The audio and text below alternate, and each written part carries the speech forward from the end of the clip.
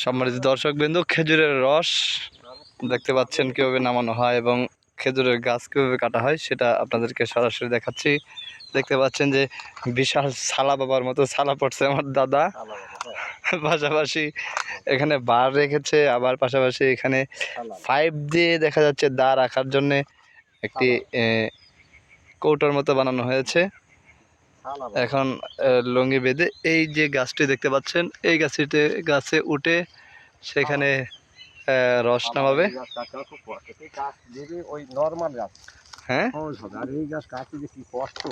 এই গাছে বেশি কষ্ট হয়। বেটা গাছ, এটা বেকা গাছ, বেকা সোজা গাছ কাটতে আরাম হয়। এই পর্যন্ত কয়টা কাটা হয়েছে? এই পর্যন্ত কাটলাম মনে হয় 22-24টা মতো। কয় বছর যাবত আপনি এভাবে করেন? আমি হ্যাঁ, আমার কোনো হিসাব আর ক বছর হবে হিসাব নেই। তা মনে করো 10-20 বছর ধরে এরকম চলছে। 20 বছর? আপনার কাছে তো সব খাঁটি একবারে পাওয়া যায়, একদম খাঁটি মাল। মানুষ দূর দূরান্ত থেকে যদি এসে নিয়ে যেতে চায়, আলহামদুলিল্লাহ ভালো তো ছাড়া খারাপ দেওয়া যাবে না। হ্যাঁ।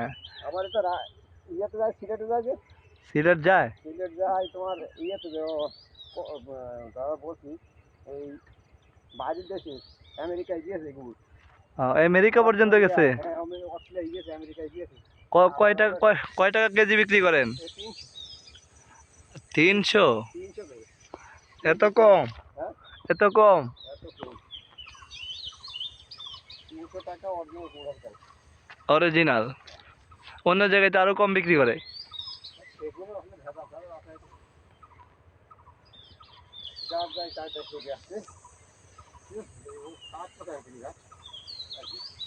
দড়ি সাবধান, দড়ি ছিঁড়ে গেলে তো বেজাল।